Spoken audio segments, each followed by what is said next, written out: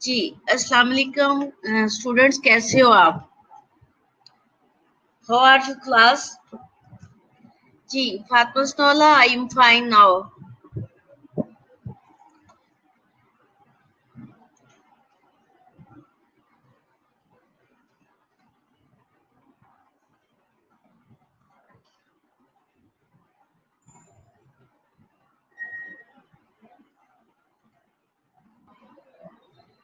जी बेटा, आज का जो मेरा टॉपिक है वो कम्युनिटी हेल्थ नर्सिंग पढ़ाने जा रही हूँ आज आप लोगों को। Community health nursing 2 third year का सब्जेक्ट है। कम्युनिटी हेल्थ नर्सिंग 2 जो है वो, जैसे मैंने आप लोगों को लास्ट टाइम, मेरी आवाज आ रही है स्टूडेंट? यस या नो आप लिखें कि मेरी आवाज आ रही है आप लोगों को। ठीक है। कम्युनिटी हेल्थ नर्सिंग जो है ये कम्युनिकेबल डिजीजेस, जैसे मैंने आप लोगों को उसका करिकुलम इंट्रोड्यूस कराया था मैम, इंट्रोड्यूस कराया था, इसी तरह कम्युनिटी हेल्थ नर्सिंग का करिकुलम है जो आज मैं आप लोगों को इंट्रोड्यूस कराने जा रही हूँ। बेटा जस्ट अ मिनट।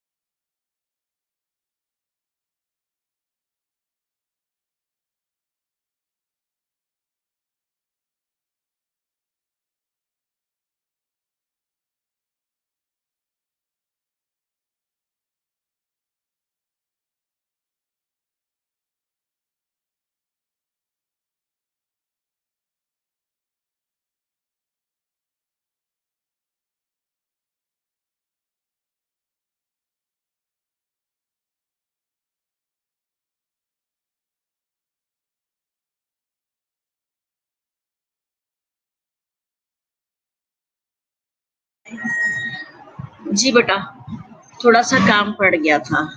मैं आप लोगों के साथ करिकुलम डिस्कशन के लिए जो है आप बात करूंगी। कम्युनिटी 2 जो आप लोगों को पढ़ानी है उसका करिकुलम मेरे पास है इस वक्त मौजूद। तो कम्युनिटी 2 जो है कम्युनिकेबल डिजीजेस जो आपको पढ़ाया, ट्रॉपिकल डिजीजेस, वो भी इसी पेपर के अंदर इंक्लूड हो गया था। ठीक हो गया। अब ये एक वास्ट सब्जेक्ट है, जिस तरह मैंने उसके आपको आर्स इंट्रोड्यूस कराए थे सबसे पहले कि ट्रॉपिकल डिजीजेस के 2 क्रेडिट आवर्स है। तो 2 क्रेडिट आवर्स मीन के वो 30 आवर्स हैं उसके। तो इसके 6 क्रेडिट आवर्स है। 6 क्रेडिट आवर 6, और 6 क्रेडिट आवर को मल्टीप्लाई आप 15 पे कर ले तो कितने बनते हैं? ठीक है।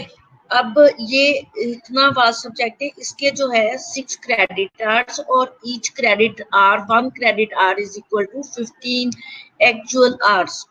अब अगर 6 क्रेडिट आवर्स इस सब्जेक्ट के लिए हम कम्युनिटी 2 के, तो 2 क्रेडिट आवर्स हमारे पास ट्रॉपिकल डिजीजेस के हैं।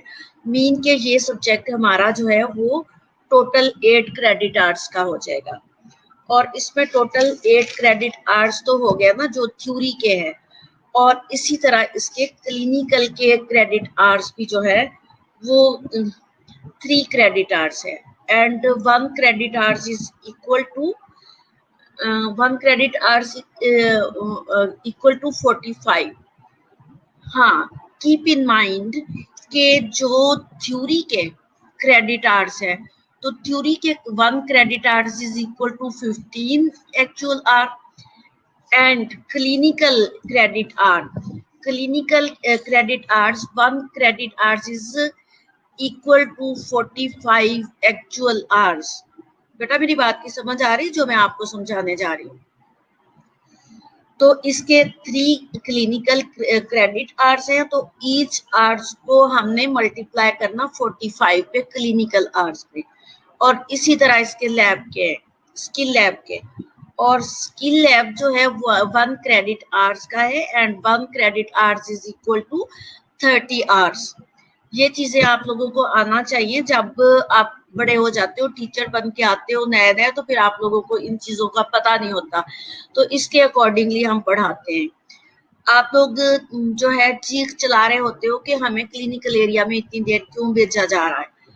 तो बेटा क्लिनिकल एरिया में हम इसलिए इतनी देर आप लोगों को भेजते हैं कि आपके जो क्रेडिट आवर्स है उनको हमें पूरा करना होता है। जब तक ये क्रेडिट आवर्स क्लिनिकल के और थ्योरी के पूरे नहीं होते, तो you are not able to conduct the examination of UHS. ठीक है, तो इसलिए आप लोगों के फिर जो है एडमिशन रोके जाते हैं और आपकी अटेंडेंस देखी जाती है, आपके क्लिनिकल आवर्स देखे जाते हैं। तो मैं आप लोगों को क्लियरली ये डे फर्स्ट ही पे ही बता देना चाह रही होती हूँ कि आपके टोटल क्रेडिट आवर्स क्लिनिकल के कितने हैं और थ्योरी के कितने हैं और स्किल लैब के कितने हैं। और इस सब्जेक्ट के हमारे जो क्लिनिकल आवर्स हैं वो 3 क्रेडिट आवर्स है एंड थ्योरी के 6 क्रेडिट आवर्स हैं और स्किल लैब का 1 क्रेडिट आवर है। और उस स्किल लैब में मैं आप लोगों को कुछ चीजें जो गायनी ऑब्स्टेटिक्स, इसमें वास्ट पार्ट जो है हमारा एक गायनी ऑब्स्टेटिक्स का आएगा। और जहां अभी मैंने इस करिकुलम को स्टार्ट लिया है ना, तो जैसे ही मैं मेरा पार्ट वहां तक आ जाएगा जहां पे गायनी ऑब्स्टेटिक्स है, तो मैं आप लोगों को फिर उसके अकॉर्डिंगली बताऊंगी कि उसमें हमने क्या करना है। तो अभी मेरे 2 आवर्स आप लोगों के साथ है, 11 बजे तक मैं आप लोगों के साथ हूँ। दरमियान में मैं ब्रेक भी दूंगी आप लोगों को 20 मिनट की। जी, तो इस 2 आवर्स में तकरीबन 2 आवर्स में 15 मिनट तो आपकी अटेंडेंस के होंगे और कुछ 15 मिनट की ब्रेक भी आप लोगों को दूंगी। तो आज हमारा इंशाल्लाह ये करिकुलम जो है इसकी डिस्कशन हो जाएगी। नेक्स्ट जो है उससे बाकायदा हम स्टार्ट कर देंगे पढ़ने के लिए।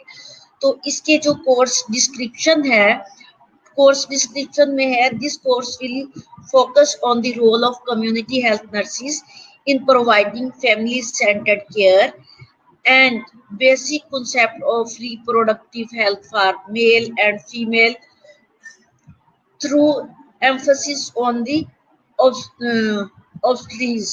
ठीक है, अब ये चीज जो है उन्होंने कहा कि कोर्स डिस्क्रिप्शन में मोस्टली हमारा पार्ट है उसको फोकस किया गया है community health nurses and providing the family centred care. अब फैमिली सेंटर्ड केयर क्या है कि इसमें हमारा एक पूरा यूनिट फैमिली सेंटर्ड केयर का है, तो जिसको हम डिस्कस करेंगे 1 by 1 according to that contents. ठीक है, उसमें हमें ये पता चलेगा कि फैमिली सेंटर्ड केयर क्या है, पूरी फैमिलीज का क्या रोल है और फैमिली सेंटर्ड केयर कैसे की जाती है। फिर उसके बाद इन्होंने कहा कि इसमें रिप्रोडक्टिव का एक पार्ट है जो रिप्रोडक्टिव, जिसमें मैंने गायनी ऑब्स्टेटिक्स का कहा है। इसमें ज्यादातर जो है वो ऑब्स्टेटिक्स का पार्ट है जो आप लोगों को पढ़ाया जाएगा। फिर gynaecological morbidities, infertility, family planning, adolescent related with health problems. और कुछ चीजें उन्होंने कहा कि ऑब्स्टेटिक्स एंड गायनी दो डिफरेंट चीजें हैं। Obstetric is the child bearing age and first day of the conception से लेके पुरपीरियम पीरियड तक के टाइम को हम जो है ऑब्स्टेटिक टाइम बोलते हैं। अब उस ऑब्स्टेटिक टाइम में जो 9 मंथ तक फीमेल प्रेग्नेंट होती है, उस 9 मंथ में जो उसकी नॉर्मेलिटीज, जो उनके सेमेस्टर वाइज चेकअप और जो उनके जो है उस दौरान में 9 मंथ के दौरान में जितनी भी कॉम्प्लिकेशन आएंगी, that is the obstetrics. And gynae जो है, गायनी में नॉन प्रेग्नेंट वुमेन, उसका प्रेगनेंसी के साथ ताल्लुक नहीं है, उसमें रिप्रोडक्टिव ऑर्गन्स में जहां भी कोई डिजीज या प्रॉब्लम हो और उसको सॉल्व करना, दैट इज द गायनाकोलॉजी। इसमें मॉर्बिडिटी एंड इनफर्टिलिटी भी इसी के अंडर आता है। और फैमिली प्लानिंग तो इसी का पार्ट है, गायनी ऑब्स्टेटिक्स के रिप्रोडक्टिव हेल्थ के अंडर ही फैमिली प्लानिंग आता है। लेकिन हमारे इस जो है करिकुलम में इसका एक अलहदा से यूनिट दिया हुआ है। बट जब हम रिप्रोडक्टिव हेल्थ पढ़ाते हैं तो उसके अंडर ही आता है फैमिली प्लानिंग। जी, दूसरी चीज है adolescent related with health problem. Adolescent youngest age जो है होती है, ठीक है। एडोलिसेंट में so many problems occur during that age, तो उस प्रॉब्लम्स को और उनकी प्रॉब्लम्स को मैनेज कैसे करना है, तो ये चीजें हम इंशाल्लाह डिस्कस करेंगे। फिर इम्यूनाइजेशन, ट्रॉपिकल डिजीजेस, अबॉर्शंस। अच्छा ठीक है, इम्यूनाइजेशन का एक पूरा टॉपिक है, इसमें टाइप्स ऑफ इम्यूनिटी एंड जो है जो इम्यूनाइजेशन में टाइप ऑफ इम्यूनिटी पढ़ेंगे और वैक्सीन, ठीक है। और इसमें जो है वैक्सीनेशन किस टाइप की होती है और कब स्टार्ट होती है और कब खत्म होती है, उसकी डोजेस क्या है, उसके रूट्स क्या है। तो ईपीआई, एक्सटेंडेड प्रोग्राम इम्यूनाइजेशन, ये हम इसके अंडर जो है ये सारी चीजें पढ़ेंगे। प्रिपरेशन ऑफ द इम्यूनाइजेशन जो है इम्यूनाइजेशन एंड रूट डोजेस, ये टाइम के किस टाइम पे लगाते हैं, ठीक है। और इसके बाद ट्रॉपिकल डिजीजेस। ट्रॉपिकल डिजीजेस मैंने आप लोगों के साथ डिस्कस कर दिया हुआ है कि ट्रॉपिकल डिजीजेस कौन कौन सी हैं। अच्छा, जो मैंने आप लोगों को के साथ ट्रॉपिकल डिजीजेस डिस्कस की थी उसमें एक विनरल डिजीजेस का वर्ड आया था, ठीक है। अब विनरल डिजीजेस जो है गायनी ऑब्स्टेट्रिक्स के अंडर जो आती है वो गायनी की डिजीजेस भी है, क्योंकि वो जितने भी फीमेल ऑर्गन्स हैं, फीमेल रिप्रोडक्टिव ऑर्गन्स, उनकी ही डिजीजेस होती है, इसलिए उनको गायनाकोलॉजिकल डिजीजेस भी कहा जाता है। और यहाँ भी वो विनरल डिजीजेस के नेम से आएंगी और वो वही डिजीजेस होंगी जो हम ट्रॉपिकल डिजीजेस में पढ़ लेंगे। दूसरी चीज अबॉर्शंस। अब abortions types of abortion and management of abortion and complication of abortion, ठीक है। ये चीजें भी हम डिस्कस करेंगे। Reproductive health indicators and related with health education. Reproductive health indicators कौन से हैं और एंड रिलेटेड हेल्थ एजुकेशन, और रिप्रोडक्टिव हेल्थ जो है उसके रिलेटेड एजुकेशन क्या बनती है। और जितने भी हमने टॉपिक पढ़ने, जैसे फैमिली प्लानिंग पढ़ा, इम्यूनाइजेशन पढ़ा, विनरल डिजीजेस पढ़ी, तो उसके अंडर जितनी जितनी भी जिस तरह से हमने ट्रॉपिकल डिजीजेस पढ़नी है, इसी तरह गायनी और ऑब्स्टेट्रिक्स की भी कुछ डिजीजेस है और उसके अकॉर्डिंगली उनकी हेल्थ एजुकेशन भी करनी होगी। और ये सारी चीजें जो है कम्युनिटी लेवल पे होंगी। अगर ये जरूरी नहीं है कि पेशेंट हमारे पास यहाँ जो है पाकिस्तान के अंदर हॉस्पिटल में मौजूद हो तो हमने उसकी केयर करनी है, हमने उसको कम्युनिटी लेवल पे मैनेज करना होता है कि अगर आपको कम्युनिटी एरिया में आपकी ड्यूटी लग जाती है तो आप इंडिपेंडेंटली जो है वो पेशेंट को डिलीवर कर सको और रिप्रोडक्टिव हेल्थ की जितनी डिजीजेस और कॉम्प्लिकेशन है उनको मैनेज कर सको। ठीक हो गया। नेक्स्ट है कोर्स ऑब्जेक्टिव्स। अब कोर्स ऑब्जेक्टिव्स में by the completion of this course, learner will be able to discuss the role of nurse and other health members in providing reproductive health care. इस जो है हमारा कम्युनिटी 2, इसमें reproductive health पे बहुत focus किया गया है क्योंकि इसमें मोस्ट जो है वो रिप्रोडक्टिव हेल्थ है। सिर्फ 3 यूनिट, दूसरे 3 यूनिट को अगर हम कंपाइल कर भी लें तो वो तीनों यूनिट मिला के भी जो है वो रिप्रोडक्टिव हेल्थ के यूनिट के जितना नहीं बनता, इसलिए उस पर ज्यादा फोकस किया गया और हमारा टाइम भी ज्यादा जो है वो रिप्रोडक्टिव हेल्थ के पोर्शन को ही लगता है।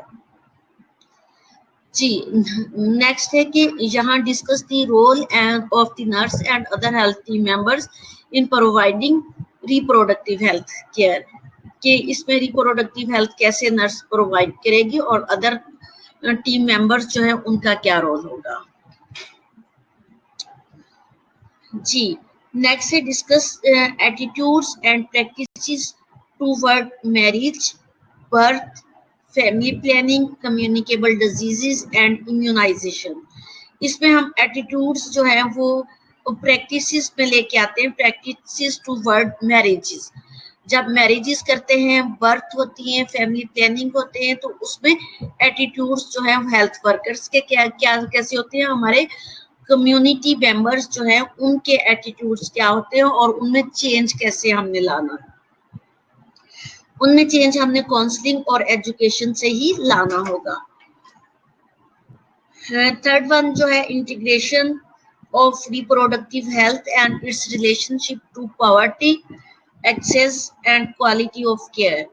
तो इसमें जो है relationship to poverty and access to quality of care, इसके रिप्रोडक्टिव हेल्थ में इस पे हमने फोकस करना है। And issues related to maternal morbidity and mortality, morbidity and mortalities के जितने भी इश्यूज हैं उनको हमने हेल्थ रिप्रोडक्टिव के अंडर आते हैं, तो उसको हमने मैनेज करना है और फोकस करना कि वो क्यों होते हैं। Discuss the maternal and child health care program in Pakistan and integrate the relevant concept into nursing practice। अब ये रिप्रोडक्टिव हेल्थ का जितना हम पोर्शन पढ़ रहे हैं वो इंटरनेशनल लेवल पे होता, लेकिन हमने उसमें जो है कुछ चीजें जैसे discuss the maternal and child health care program in Pakistan, कि पाकिस्तान में maternal and child health care program जो है उनको कैसे ट्रीट एंड मैनेज किया जाता है। And integrate the relevant concept into nursing practice, और उन रिलेटिव कॉन्सेप्ट को नर्सिंग प्रैक्टिस में किस तरह से लेके आना है। Discuss the common communicable and tropical diseases in Pakistan and integrate the relevant concept into nursing practice। अब जो common communicable diseases and tropical diseases Pakistan में है उनको नर्सिंग प्रैक्टिस में किस तरह से लेके आना है, ठीक है, और उनको किस तरह से मैनेज करना है। Provide family centred care with focus on mother and child. Family centred care को प्रोवाइड करते वक्त हमने मदर एंड चाइल्ड जो है उसको हमने फोकस करना है। तो इसमें कम्युनिटी विजिट्स जब करते हैं तो कम्युनिटी विजिट करते हुए जब डेटा कलेक्ट करते हैं तो उसमें प्रेग्नेंट फीमेल्स जो हैं उनका डेटा जो है वो मस्ट कलेक्ट करते हैं और उनकी जितनी प्रॉब्लम्स इश्यूज हैं उनको कलेक्ट करते हैं। तो उनको कलेक्ट करने, thank you all of you, आपके कमेंट्स मुझे नजर आ रहे हैं सब। ओके मैम जी, मैम के कमेंट्स मुझे आ रहे हैं। Thank you all of you to participate with me जी। नेक्स्ट जो है वो provide family centred care with focus on mother and child. अब focus on mother and child पे इसलिए कहा गया, फैमिली सेंटर्ड केयर जब हमने करनी पूरी फैमिली की केयर, पूरी फैमिली का कम्युनिटी में जब डेटा कलेक्ट करना है तो हमने मदर एंड चाइल्ड को कभी भी जो है वो निग्लेक्ट नहीं करना। डेटा कलेक्ट करते वक्त हमने उनकी जो जितनी कम्युनिकेबल डिजीजेस, उनकी प्रॉब्लम, उनकी रिप्रोडक्टिव हेल्थ से रिलेटेड प्रॉब्लम और उसके अंडर जो है ड्यूरिंग प्रेगनेंसी और after pregnancy, during the puerperium period जितनी भी प्रॉब्लम्स है उनको हमने फोकस करना। और ये चीजें जो है गवर्नमेंट लेवल पे लेके जाते हैं। अभी तो जब आप विजिटिंग के लिए जाते हो तो यू आर स्टूडेंट, तो जब आप किसी लेवल पे जाके रिसर्च बेस्ड डेटा कलेक्ट करते हो और आप कम्युनिटी की हेल्प करने के लिए जाते हैं, अभी तो आप अपने बेनिफिट के लिए जा रहे थे ना as a student, learner community में आप लोग गए हो, लेकिन जब as a community health reproductive health को सॉल्व करने के लिए या कम्युनिकेबल डिजीजेस को सॉल्व करने के लिए डेटा कलेक्ट किया जाता है तो उसमें रिसर्च बेस्ड डेटा, तो उसमें ये चीजें सारी कलेक्ट करके तो गवर्नमेंट ऑफ पाकिस्तान को सेंड की जाती हैं। तो उसके अकॉर्डिंगली जो है government of Pakistan immunization, reproductive health, child care, family center care, उसके लिए वो फिर सेट कराता है और जगह जगह पे सेंटर और कम्युनिटी सेंटर्स बनाए जाते हैं और हॉस्पिटल्स में उनके लिए अलहदा से डिपार्टमेंट बनाए जाते हैं। जिस तरह फैमिली केयर जो फैमिली प्लानिंग का डिपार्टमेंट हो गया या चाइल्ड एंड हेल्थ का हो गया, इस तरह के डिपार्टमेंट जब गवर्नमेंट को पता चलता है रिसर्च बेस्ड प्रैक्टिसेस से तो वो होते हैं। तो ये किसने करना होता है? नर्सिस एंड डॉक्टर्स ने। जी नेक्स्ट है begin to demonstrate the legal and ethical nursing practice while providing care to the family। और इसमें जो है legal and ethical nursing practices.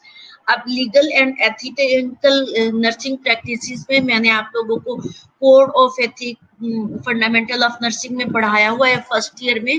तो वो लीगल जो है एंड एथिकल प्रैक्टिसेस वो अकॉर्डिंग टू लीगल जितने भी हमारे जो आते हैं सेट ऑफ जो है रूल्स एंड रेगुलेशंस, ठीक है।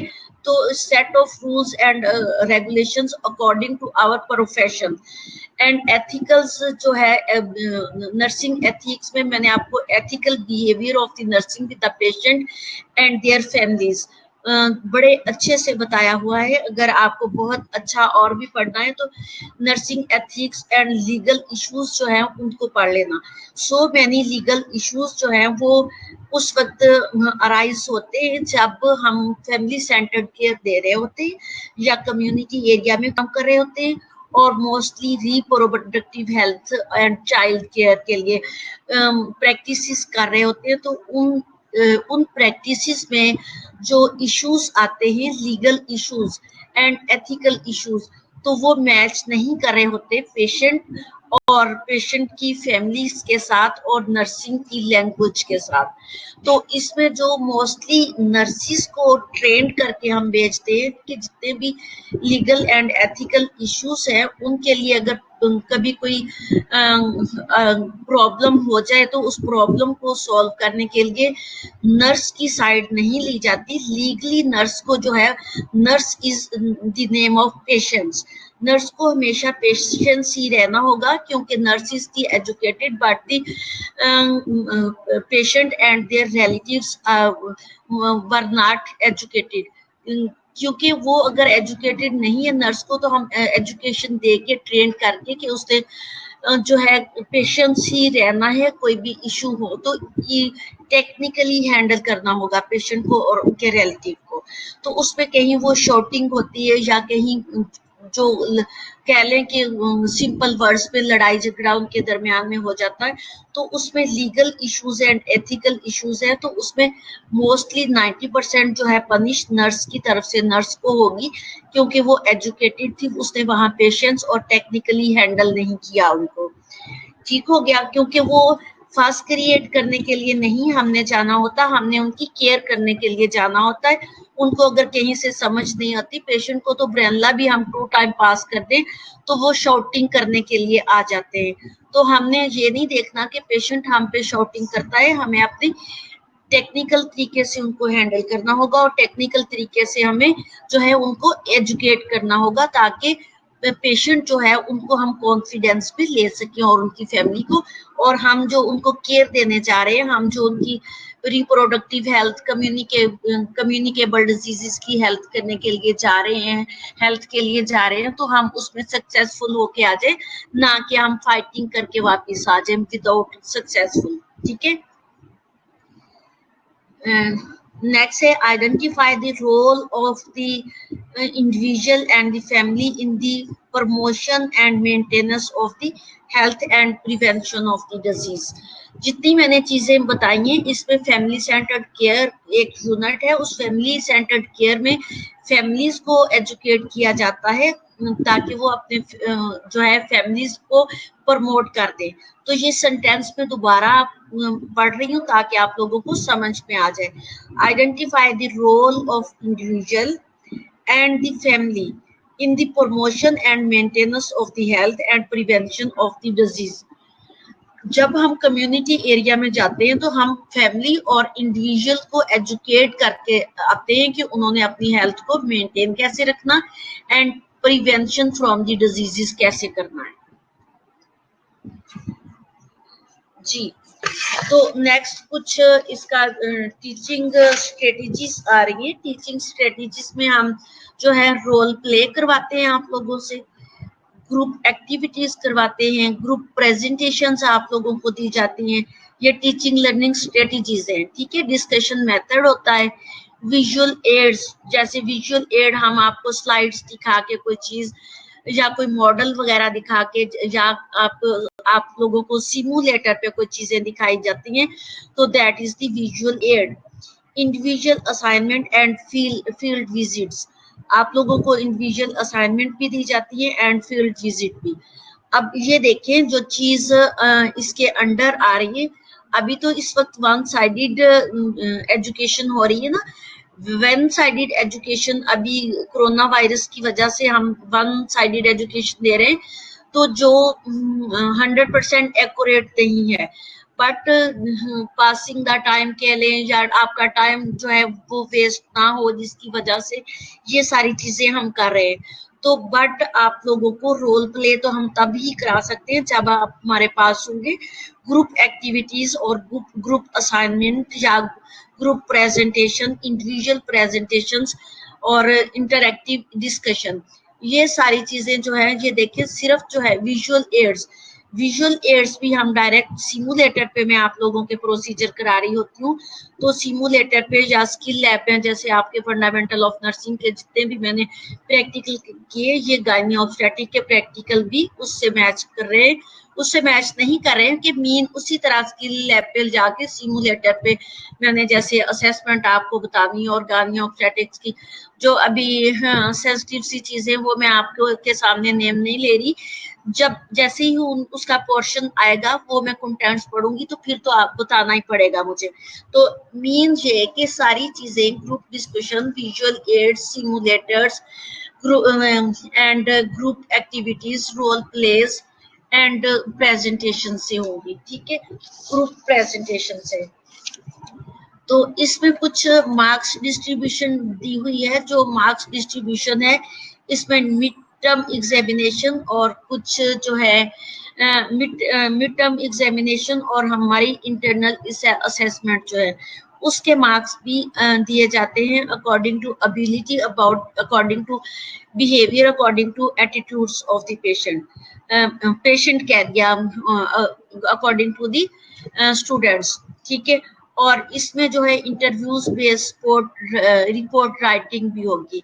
रिपोर्ट राइटिंग जो है यहाँ, report writing, community based group teaching and final examination फिर होंगे, फिर प्रैक्टिकम, और प्रैक्टिकम भी आपके करवाए जाते हैं। कुछ आपको रिपोर्ट राइटिंग करवाई जाती है।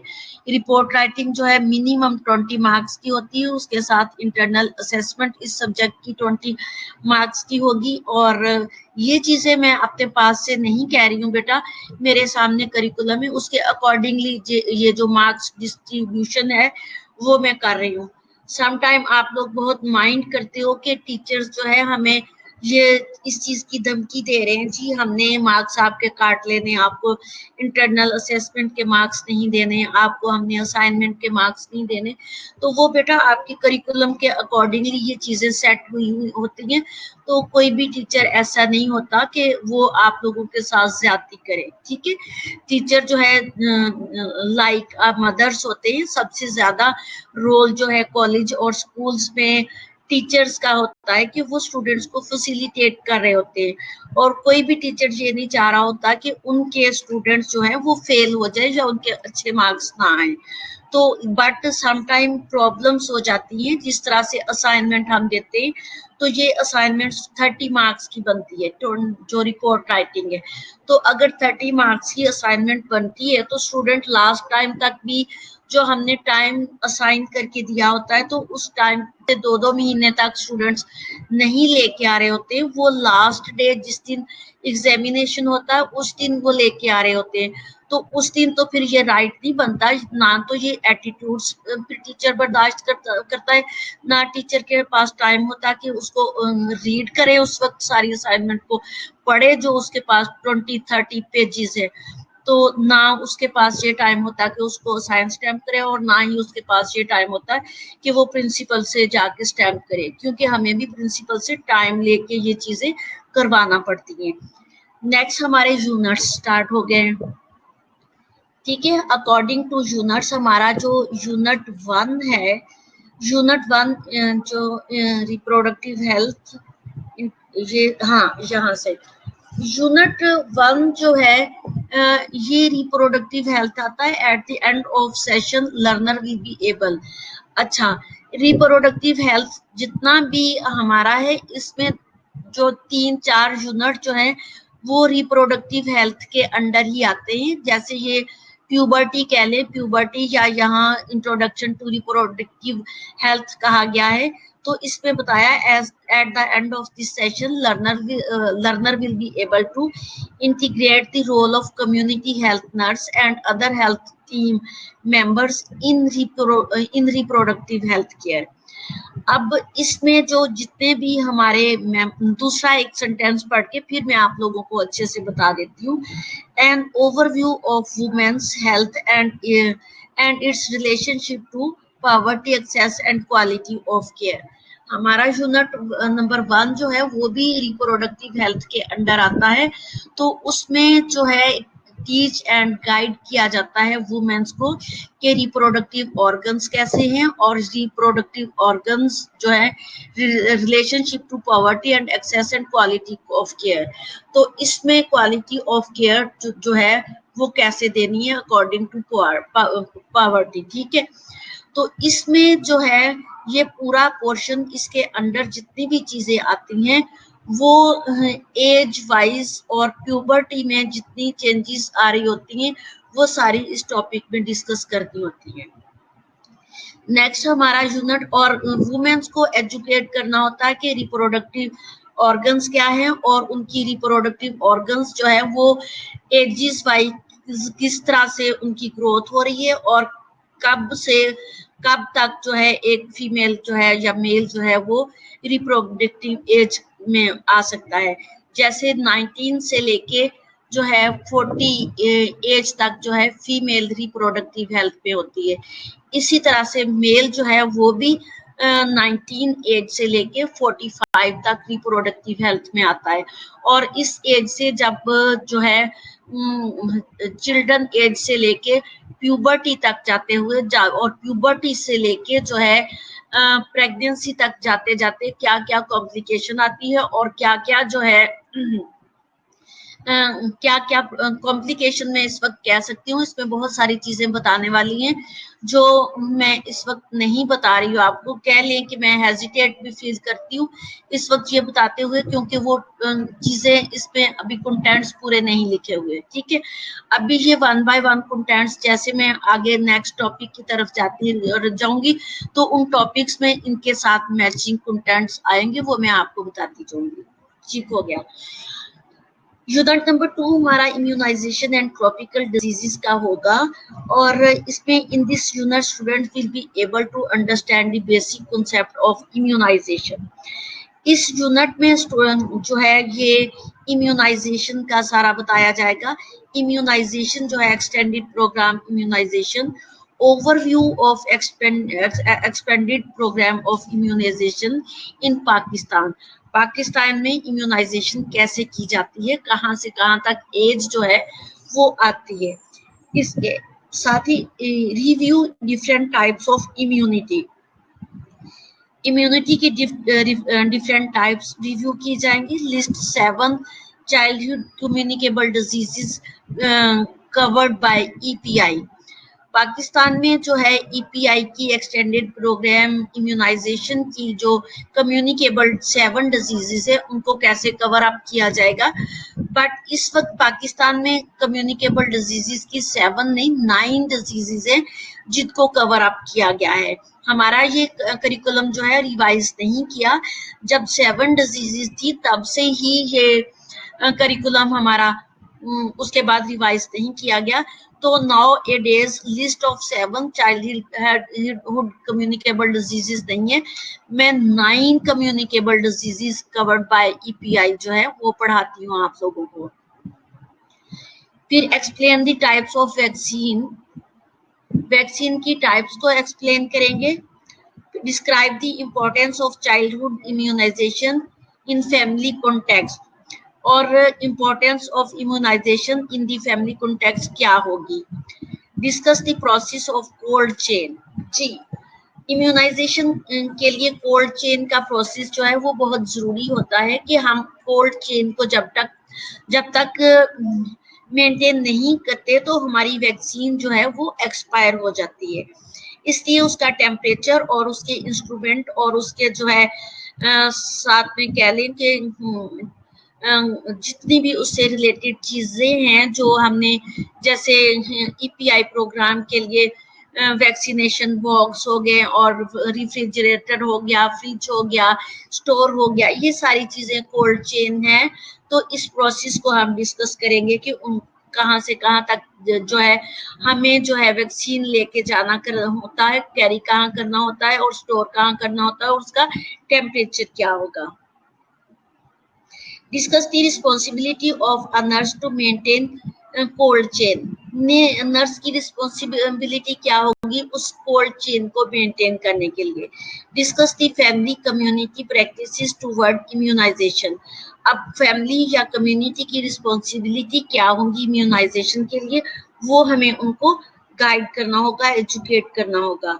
Health education and post vaccine teaching. Health education and post vaccine teaching जो है हमने उनको देनी होती है जो फैमिलीज अपने बच्चों को, अपने चिल्ड्रन को वैक्सीनेशन के लिए लेके आते हैं और उनको वैक्सीनेट करवा के जब वापस जाते हैं तो पोस्ट वैक्सीनेशन एजुकेशन हमें उनको दे के भेजना होता है और उनको कॉम्प्लिकेशन बता के भेजना होता है और उनकी पोस्ट वैक्सीनेशन एजुकेशन और कॉम्प्लिकेशन को कैसे मैनेज करना है, ये चीजें सारी हम डिस्कस करेंगे। इसके साथ ही मेरा जो है 45 मिनट हो गए हैं, अभी मैं आपकी अटेंडेंस लूँ। जो स्टूडेंट मुझे लगेगा कि वो जिसकी जरूरत है मैं उसका नेम कॉल करूंगी। तो अभी 15 मिनट में आपकी अटेंडेंस ले रही हूँ, ठीक है।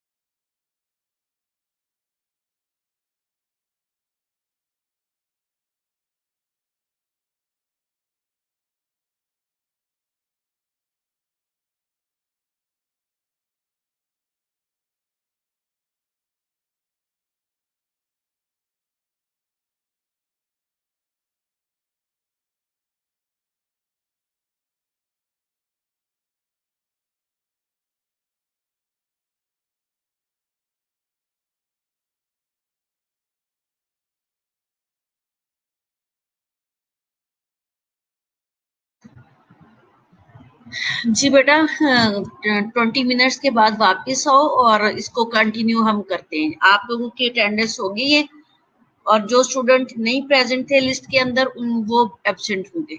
जितने भी लिस्ट के अंदर प्रेजेंट थे वो सबकी मैंने प्रेजेंट लगा दी है। तो 20 मिनट पे वापस आओ, इंशाल्लाह 10:20 पे इसको कंटिन्यू करते हैं। Okay.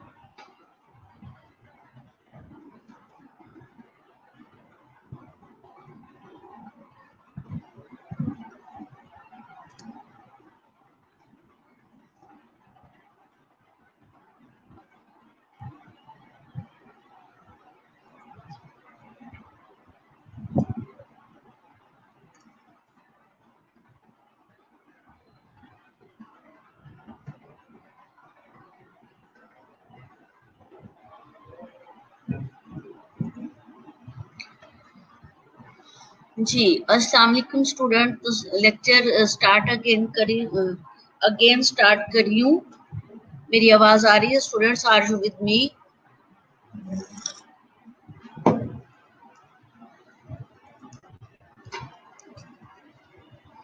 Students, are you with me?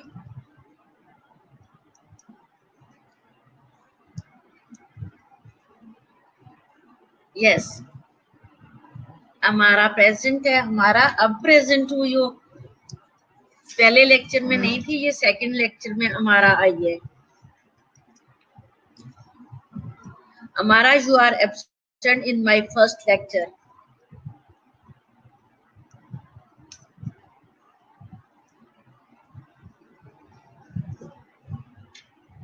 Yes जी बेटा, हम डिस्कस कर रहे थे यूनिट नंबर 2। ठीक है,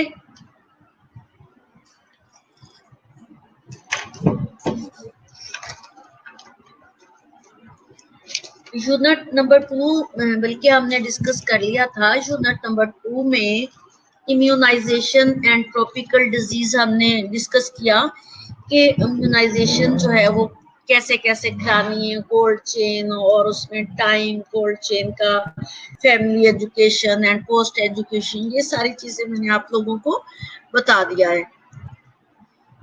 जी स्टूडेंट्स, मैं आप लोगों को नजर आ रही हूँ? जी, यूनिट नंबर हमारा 3। ठीक है, यूनिट 3 में फैमिली सेंटर्ड केयर है। यूनिट फैमिली जो फैमिली सेंटर केयर है, इसका पूरी कम्युनिटी में एक रोल है। Community actually community health nursing education को जो सेकंड ईयर की आप लोगों की है, third year community health nursing 2 को बनाया ही फैमिली सेंटर्ड केयर के लिए। तो how to manage the family, how to educate the family, how to prevent from diseases, how to promotion of the family from the diseases, and ये सारी चीजें जो है फैमिली लेवल पे फैमिली को एजुकेट किया जाता है। तो इसमें फैमिली सेंटर्ड केयर मीन जो नर्स या जो हेल्थ एजुकेटर है उसने तो उसको फैमिली को देनी है ना सपोर्ट या प्रमोशन या प्रिवेंशन या केयर जो भी बनता है अकॉर्डिंगली। बट जो फैमिली का अपना रोल है वो क्या रोल है? In this unit the student will be able to assess the family by utilizing. मैं कैमरा बंद करने लगी हूँ स्टूडेंट्स, मुझे आपसे शर्म आ रही है इसलिए मैं कैमरा बंद कर रही हूँ। जी, तो इसमें जो है in this unit the students will be able to assess the family by utilizing functional health pattern tool।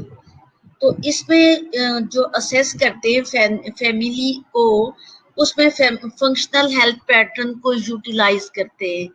Family centred care में जब भी हम फैमिली की जो है होम विजिटिंग के लिए जाते हैं तो उसमें हम जो है functional health pattern 11 health pattern and their tools जो है उनको हम यूटिलाइज करते हैं। In addition they will be able to identify the need of family and apply family centred care in nursing process.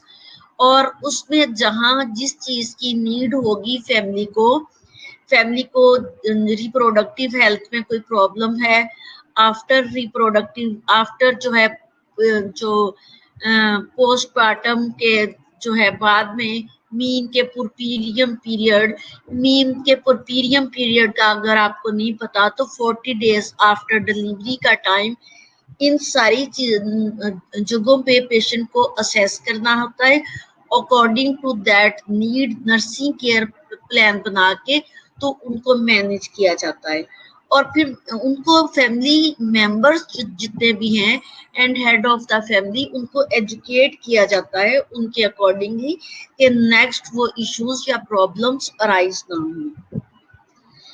इसमें in addition they will be able to identify the need of family and apply family centered nursing process. तो उसके accordingly उनके need के nursing process को जो है वो utilise करें। By the end of this unit, students will be able to define family and discuss its function. अब जो फैमिली के फंक्शन है वो फैमिली को अच्छे से एजुकेट करा दिया जाता है कि फैमिली के फंक्शन क्या है। ठीक है, आप इस काबिल हो जाओगे कि आप डिफाइन फैमिली कर सको और discuss its function, describe the type, structure, organization of the family. तो ये कंटेंट्स में बोल रही हूँ। Describe the different role adopted by family members, discuss the concept of boundaries, family power and decision making।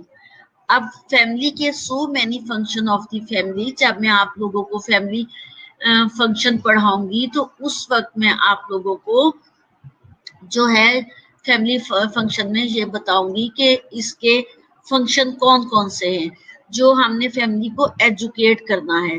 जब उनको वो फंक्शन का अपना समझ आ जाता है कि उनकी फैमिली और फैमिली मेंबर्स के फंक्शन क्या है, तो दे concept the boundaries, family power and decision making। तो उनमें एक decision making और फैमिली पावर की एक जो है कॉन्सेप्ट बन जाता है उनमें।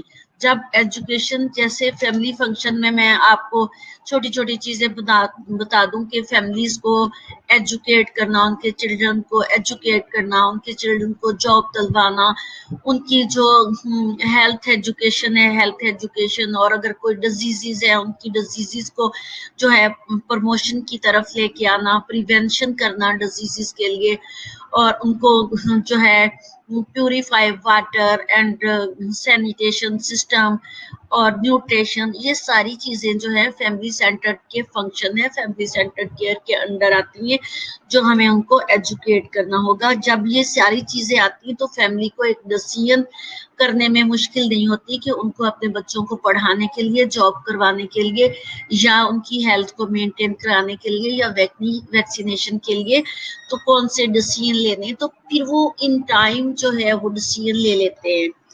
Identify the stressors prevalent with in and outside family. कुछ स्ट्रेसर्स होते हैं उनको हमने रूल आउट करना, आइडेंटिफाई करना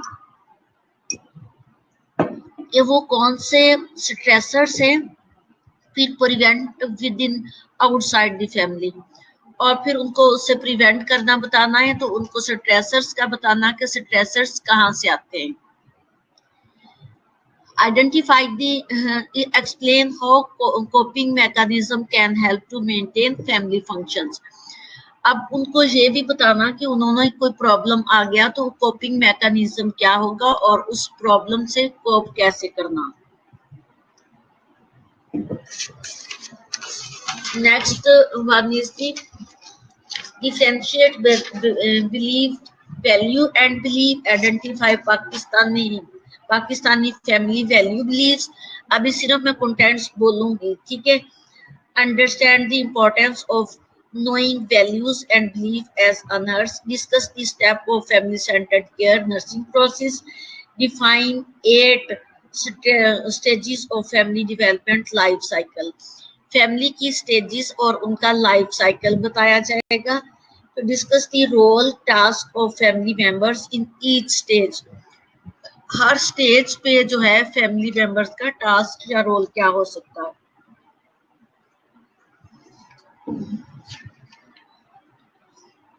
discuss the role and function of nurse in family centred care. Family centred care में नर्स के रोल और फंक्शंस क्या होंगे।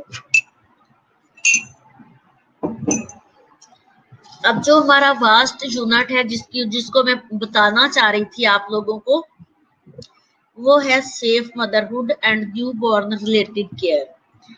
अब safe motherhood and newborn related care के नेम से आपका यूनिट नंबर 4 है जो पूरा रिप्रोडक्टिव हेल्थ के अंडर आता है, ठीक है, गायनी ऑब्स्टेटिक्स है। अब इस यूनिट में, in this unit learner will be able to discuss the importance, purposes and services of MCH, mother child health care Pakistan in Pakistan, health care program in Pakistan। ठीक हो गया, mother and child की health care का जो programme है पाकिस्तान के under, उसकी important और पर्पसेस हम डिस्कस करेंगे इंशाल्लाह यूनिट नंबर 4 में, जो safe motherhood and newborn related care के अंडर आता है। इसमें discuss the objective of MCH services and get the introduction of concept and reproductive health. सिर्फ मैं इनके ये आपको कंटेंट्स ही बता रही हूँ। Discuss physiological changes during pregnancy. During pregnancy physiological changes क्या होंगी ये हम डिस्कस करेंगे इंशाल्लाह। In identify minor ailments during pregnancy and discuss their management. Discuss the causes of maternal mortality rate in Pakistan. Identify high-risk mothers and discuss the need of referral.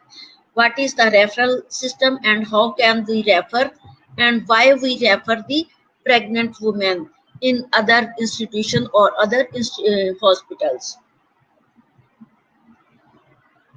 Describe the guidelines for antenatal assessment care and teaching. Explain the preparation of mothers for home delivery. इसमें जो आपका community health nursing है, इसमें मैं आपको gynae obstetrics जितना पढ़ाना है उसके अंडर में आप कम्युनिटी एरिया में होम डिलीवरी करवा सकते हो, इतना आप लोग ट्रेन हो जाते हो।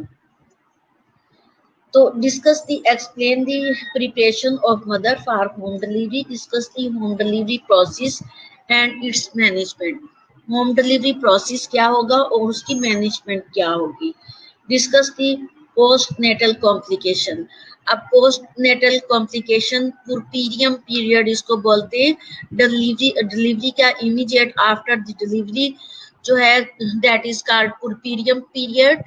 40 days and 6 weeks are the postnatal care।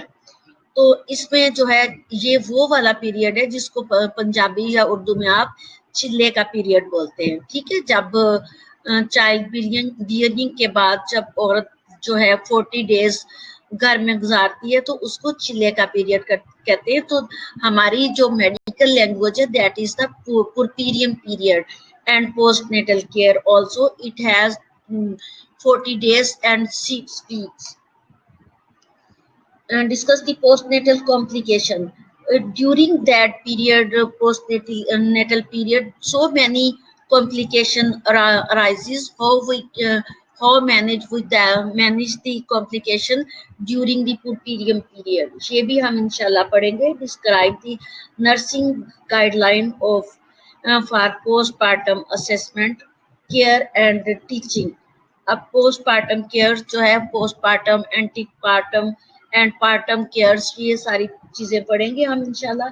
Explain the care of newborn baby at home and emphasize on breastfeeding. जी न्यूबॉर्न अब जब आ जाएगा तो how to care the newborn baby ये हमें उनको एक्सप्लेन करना होगा। आप लोगों को पहले तो मुझे एक्सप्लेन करना होगा कि न्यूबॉर्न बेबी की केयर क्या होती है और किस तरह से करते हैं at home and in the hospital. And emphasize on the breastfeeding, जिसमें सबसे बड़ा रोल उस वक्त एम्फसाइज किया जाता है ब्रेस्ट फीडिंग पे। जी नेक्स्ट मेरा जो यूनिट है वो फैमिली प्लानिंग है। यहाँ यूनिट नंबर 5 जो है वो फैमिली प्लानिंग के नेम से है। फैमिली प्लानिंग भी रिप्रोडक्टिव हेल्थ के अंदर ही आता है, क्योंकि जब तक हम फैमिली प्लानिंग नहीं करते तब तक जो है रिप्रोडक्टिव हेल्थ जो है उसकी मेंटेन नहीं रहती। इसलिए जो मिनिमम डिस्टेंस है वो 3 years का डिस्टेंस है। तो इसमें हम क्या पढ़ने जा रहे हैं। Describe the consequences of population growth in Pakistan. Pakistan में पॉपुलेशन ग्रोथ के कॉन्सिक्वेंसेस क्या होंगे। Identify the family planning services available in Pakistan. Pakistan में फैमिली प्लानिंग की सर्विसेज क्या होंगी। Identify social, economical, political and religious aspects of family planning in Pakistan. Pakistan में so many issue arise to the family planning like social problems, economical problems के वो family planning करवा नहीं सकते, and political issues, so many political issues arise, budgeting और जो है new government of Pakistan जैसे ही कुछ स्ट्रेटेजीज बनाई होती है फैमिली प्लानिंग के लिए, न्यू गवर्नमेंट आके उनको इम्प्लीमेंटेशन नहीं होने देती जैसे हमारे पाकिस्तानियों की आदत है। तो ये फैमिली प्लानिंग में जो हम लोग दूसरे कंट्रीज से बहुत पीछे रह जाते हैं। And religious aspect of the family planning in Pakistan and religious aspects के accordingly जो है वो religious level पे so many issues arise from the religious persons, तो उसको हमने कैसे sort out करना है और वो religious issues क्या होंगे ये हम पढ़ेंगे family planning में। Discuss the responsibilities role of nurse for family planning, nurse का role क्या होगा family planning में।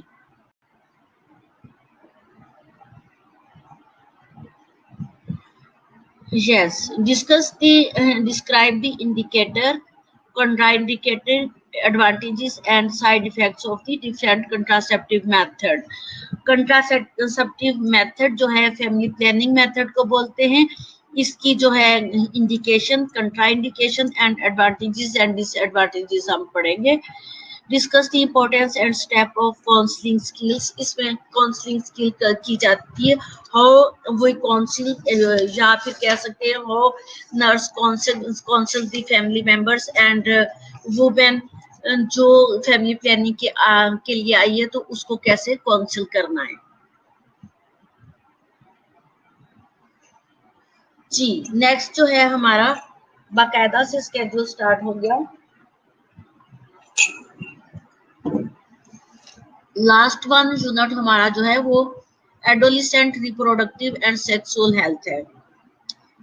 इसमें by the end of this unit learner will be able to develop understanding of the adolescent reproductive and sexual health in Pakistan.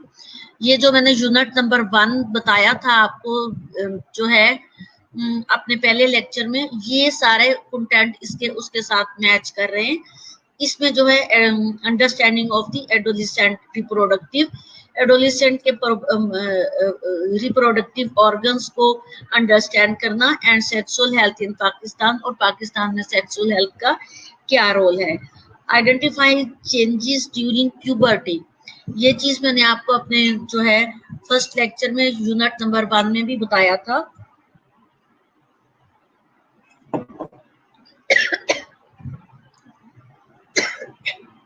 जी तो इसमें हम identify the changes during puberty, कि puberty के दौरान चेंजेस क्या होंगी। डिस्कस कॉमन प्रॉब्लम अकर during puberty, और some common problems होते हैं ड्यूरिंग प्यूबर्टी, और हम उनको देखेंगे कि कौन से कॉमन प्रॉब्लम्स है, उनकी मैनेजमेंट कैसी होगी।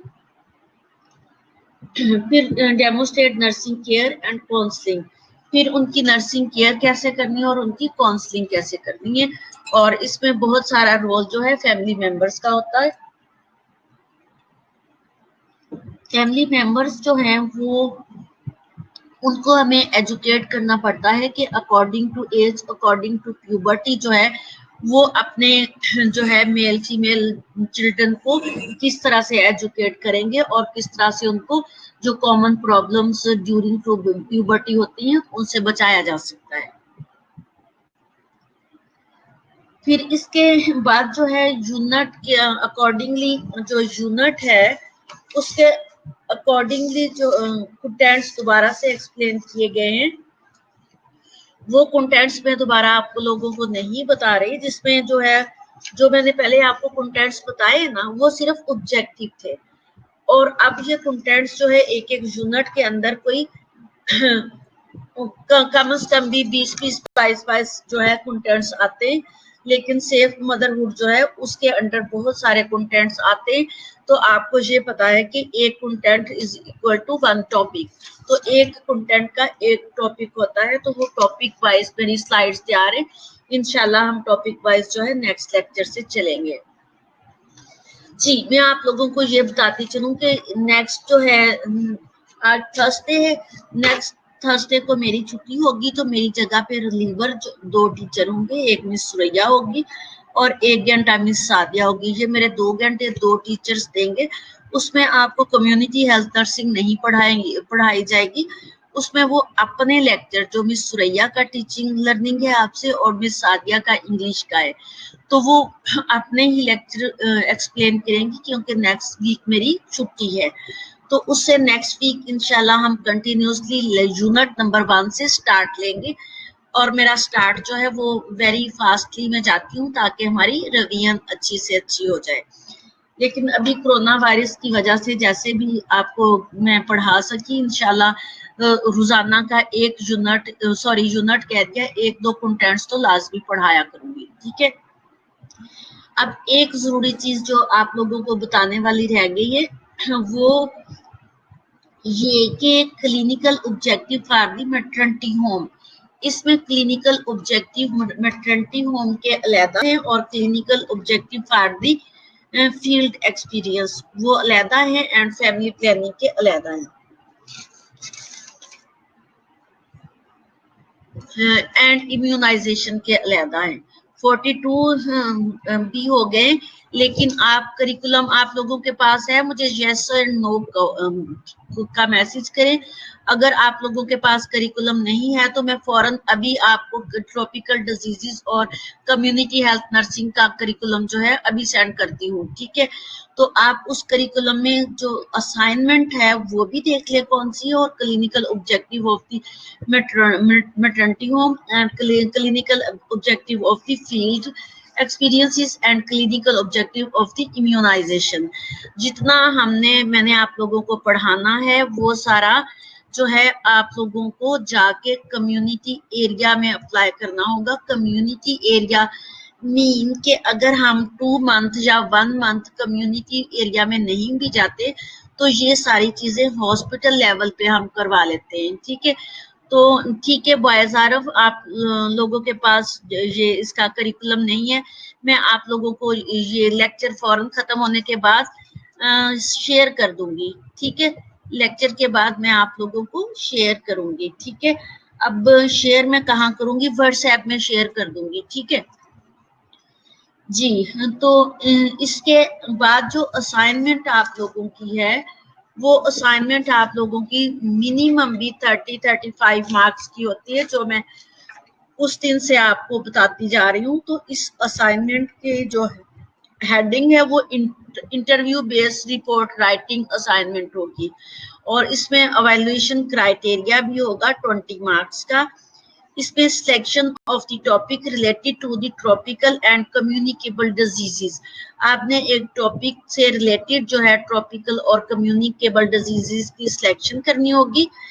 एविडेंस ऑफ लिटरेचर व्यू, जिसमें आपने लिटरेचर का एविडेंस देना होगा, और जो आपने कम्युनिकेबल डिजीज लेके उसको मैनेज करना होगा। जैसे आपने एक पेशेंट को लिया और एक पेशेंट की एक डिजीज को लिया, फॉर एग्जांपल जो है ट्यूबरक्लोसिस हो गई, और उसको आपने जब मैनेज करना तो उसका आपने लिटरेचर पहले रिव्यू करना। ठीक है। उससे रिलेटेड निकाल के लेटेस्ट लिटरेचर, फिर आपने उसमें जो है पेशेंट को जो है हिस्ट्री लेनी है, पेशेंट का नर्सिंग केयर प्लान बनाना है, उसकी जो है इन्वेस्टिगेट करना है पेशेंट को, signs symptom management each and everything जो आप कर रहे हो।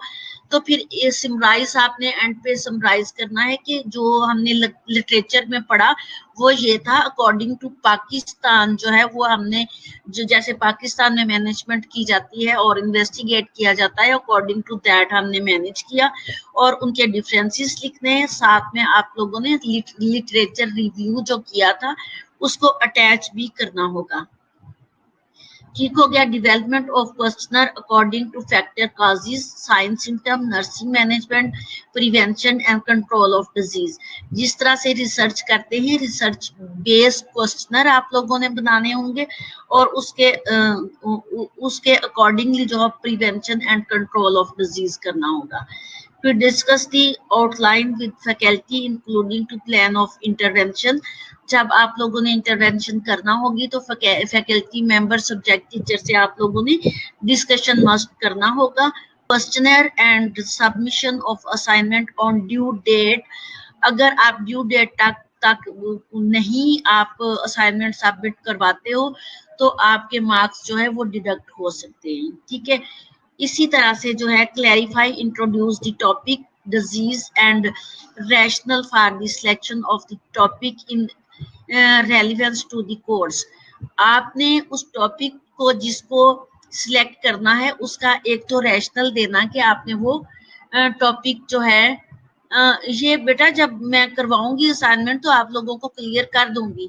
साइमा अरशाद गिल, आपका मैसेज है कि क्वेश्चनर डिस्कशन कैसे होगी, तो ये अभी आपने इसी वक्त नहीं बनाना, अभी तो आप लोगों को पढ़ाया ही कुछ नहीं मैंने।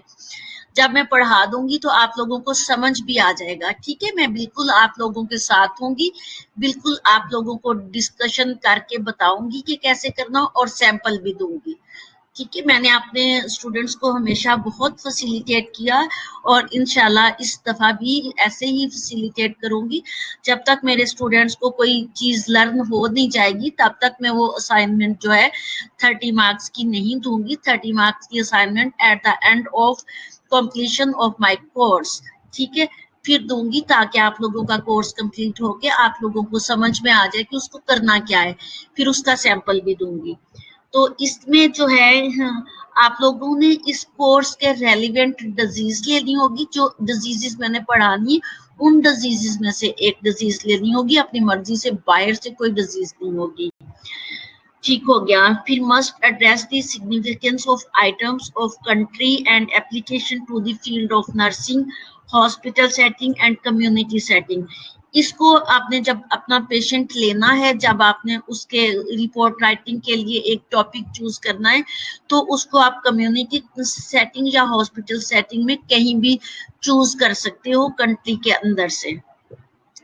Number of the client interviewed, फिर आपने कम से कम भी 5-6 क्लाइंट्स का इंटरव्यू करना, जिनमें से एक क्लाइंट जिसकी डिजीज आपको अच्छे से आती होगी, जिसकी मैनेजमेंट अच्छे से आती होगी, उसको आपने चूज करके उसके अकॉर्डिंगली आपने असाइनमेंट बनानी। फिर इसकी इंट्रोडक्शन मैंने अभी असाइनमेंट की बताई। बॉडी में क्या होगा, discuss the data obtained from interview and relate with the disease and according with factors, causes, signs, symptoms, nursing management, prevention and control of the disease। ये सारी चीजें आपने मैनेज करनी होगी उसकी बॉडी में जो रिपोर्ट राइटिंग लिख रहे हो। फिर उसका कंक्लूजन में आपने समराइज करना है, ठीक है। तो इस इनके मार्क्स हैं, आप जरा जब करिकुलम पढ़ोगे तो मार्क्स पे फोकस करना कि कितने मार्क्स हैं। जब eight the end of session marks काटे जाते हैं तो फिर स्टूडेंट कहते हैं कि हमारे साथ ज्यादती हो गई है, ठीक है। तो इंटरव्यू में जो है other important points in the report writing, use of correct grammar and appropriate typed, double space and must be between 4 to 5 pages हो इसके, well formatted and proof reading हो। प्रूफ रीडिंग भी मस्ट करनी है, well formatted करनी है and double spacing आपने देनी है, ग्रामर आपकी करेक्ट एंड अप्रोप्रिएट हो, ठीक हो गया। आज का मेरा लेक्चर आपके साथ कंप्लीट हो गया। जो मैंने आपके साथ करिकुलम डिस्कशन करना था वो कंप्लीट हुआ आज का।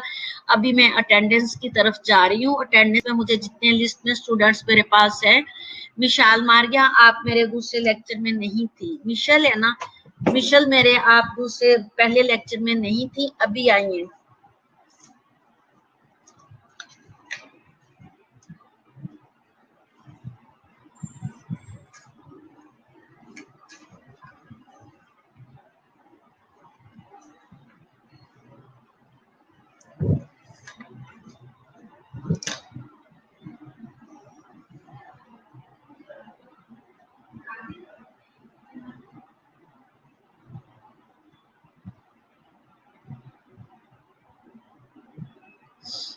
अबारा भी मेरे फर्स्ट लेक्चर में नहीं थी।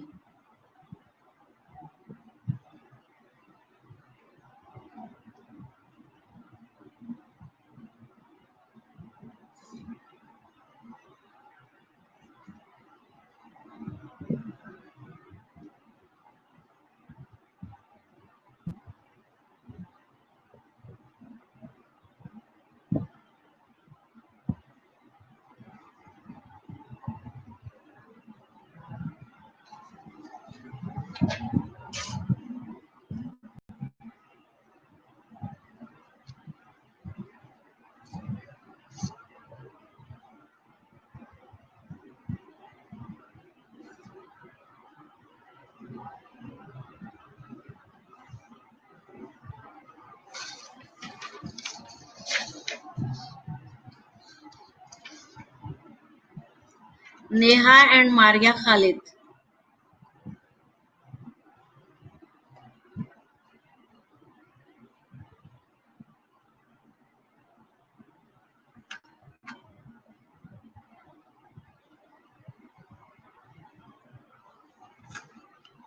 Yes, Maria Khalid.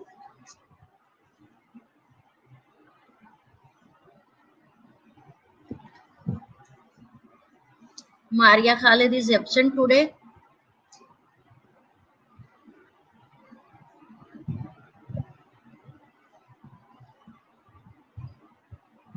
Zabloon and Zilpa. Zabloon अब आयो. Zabloon. Zabloon मेरे पहले लेक्चर में एब्सेंट था.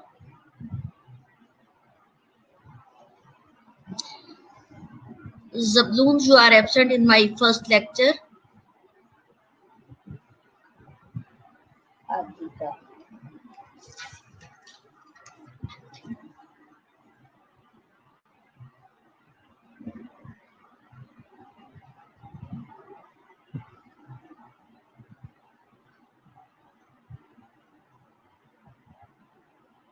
अलिशबा शाकिर. स्टूडेंट्स आप रिपीटेडली क्यों आप अटेंडेंस लगा रहे हो? स्टूडेंट्स आप रिपीटेडली अटेंडेंस नहीं लगाओ. जो स्टूडेंट एब्सेंट है उनके मैं नेम कॉल कर रही हूँ, सिर्फ वो मुझे अटेंडेंस दें. Alishba Shakir.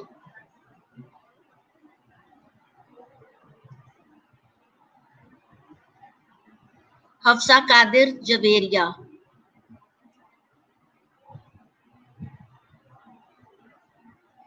Hafsa Qadar and Javeria.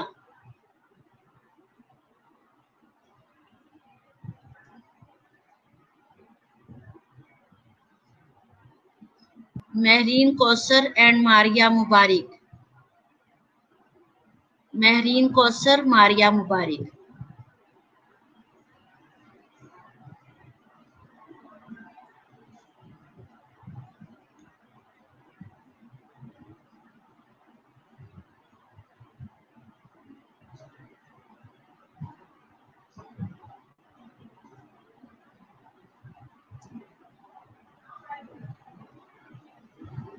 Meerab Ashraf. Where is Meerab Ashraf?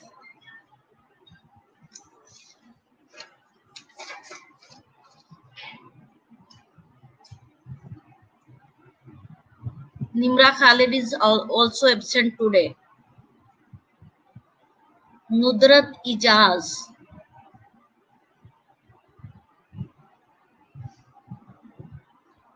Shabnam Parvez. Zilpa. Zilpa.